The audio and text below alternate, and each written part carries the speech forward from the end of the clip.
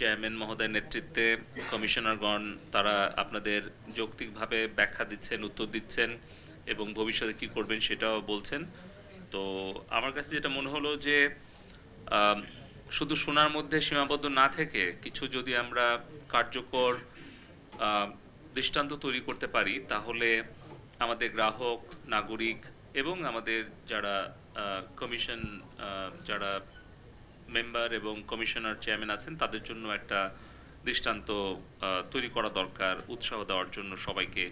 তো সেক্ষেত্রে খিলগাঁও থেকে আমানুর ভাই যেই অভিযোগটা বললেন যে উনি প্রত্যেক বাড়িতে বাড়িতে উনি ব্রডব্যান্ড কানেক্টিভিটি চান, উনি তার কাঙ্ক্ষিত সেবাটা পাচ্ছেন না।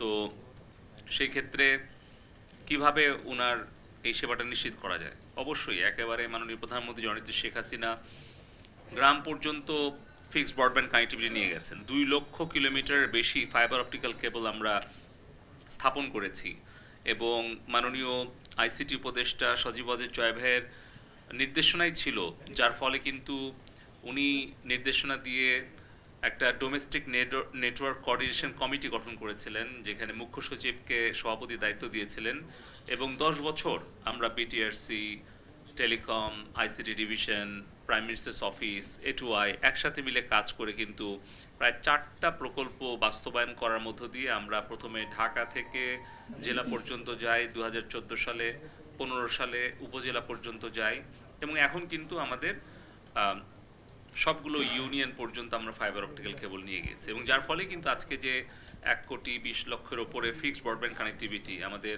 Internet service providers association of Bangladesh ISPAB সভাপতি সেক্রেটারি এখানে আছেন, আমাদের যে প্রায় 3,000 এখন আইএসপি লাইসেন্সধারী আছেন যারা বৈধভাবে এই কানেক্টিভিটি নিয়ে যাচ্ছেন, তাদেরকেও ধন্যবাদ যে সরকার এখানে বেসরকারি খাতের সাথে অংশীদারিত্বের ভিত্তিতে এটা নিয়ে গেছে এবং ইন্টারনেটের দামটা কমিয়েছে।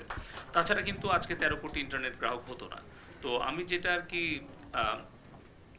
আপনাদের কাছে বলতে চাই যে যেটা আপনাকে বিটিসিএল থেকে জানানো হয়েছে যে খিলগাঁও থেকে আপনার অ্যাপার্টমেন্ট হাউস পর্যন্ত 1.5 কিলোমিটার মাত্র দূরত্ব, এটা তারা দিতে পারবে না, এটা সঠিক না। কারণ খিলগাঁও অফিসের ডিজিএম যে আছে কামরুল, আমি তার সাথে ফোনে কথা বললাম এবং সে এখন আমার ফোনে আছে কানেক্টেড, আমি ওনাকে ওনার অনুমতি নিয়েই লাউড স্পিকারে নিচ্ছি। তো সেটা হচ্ছে যে আমাদের খিলগাঁও বিটিসিএল এর ক্যাপাসিটি 12,000 কানেক্টিভিটি দেওয়া, ওখানে দিয়েছে মাত্র 2,200। তার মানে এখনো কিন্তু প্রায় 11,000-এর বেশি মানে কানেকশন দেওয়ার সক্ষমতা বিটিসিএল খিলগাঁও মানে স্টেশনের আছে। তো সেখান থেকে মাত্র 1.5 কিলোমিটার দূরে একটা ফাইবার অপটিক্যাল কেবল নিয়ে গিয়ে সেখানে 50টা কেন, ওখানে 5,000 কানেক্টিভিটিও দিতে পারবে, কারণ তাদের সেই সক্ষমতা আছে। আর এখানে আইএসপিএবির সভাপতি সাধারণ সম্পাদক আছে, আমি শুধু বিটিসিএল সরকারি কোম্পানি বলে বলবো না, আমি বিটিসিএলকে নির্দেশ দিয়েছি যে ডিজিএম মহোদয় উনি দ্রুত গিয়ে আমাদের যে গ্রাহকের অভিযোগটা আসলো সেটা দেখে সরজমিনে পরিদর্শন করে ওখানে গ্রাহক যদি চায় বিটিসিএল এর কানেকশন উনি যত দ্রুত সম্ভব এটা দেবেন। আর তারপরে এটা একেবারে মুক্ত এবং স্বাধীন, কোনো ব্যক্তি, কোনো প্রতিষ্ঠান, কোনো প্রভাবশালী কেউই সেইখানে কোন আইএসপি যেতে পারবে, কে যেতে পারবে না, এইটা বলার অধিকার আইনগতভাবে কাউকে দেওয়া হয়নি।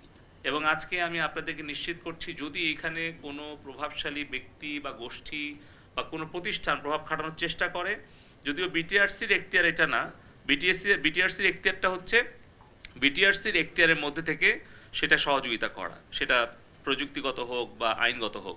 কিন্তু আমরা অবশ্যই মাননীয় স্বরাষ্ট্রমন্ত্রীর দৃষ্টি আকর্ষণ করব এবং এখানে আইন শৃঙ্খলা রক্ষাকারী বাহিনীর দৃষ্টি আকর্ষণ করব এবং তাদেরকে আমরা কমিউনিকেট করবো। এই কারণে আপনারা বলেছেন যে প্রথম কেন মন্ত্রী শুনানিতে আছে, কারণটা একটাই, কারণটা হচ্ছে আমাদের একটা জবাবদিহিতা আছে। মাননীয় প্রধানমন্ত্রী চান আমরা একটা জবাবদিহিমূলক একটা স্বচ্ছ স্মার্ট সরকার ব্যবস্থা গড়ে তুলি, যেখানে জনগণের মতামত এবং তাদের প্রত্যাশার প্রতিফলন যাতে সরকারের সিদ্ধান্তের মধ্যে থাকে।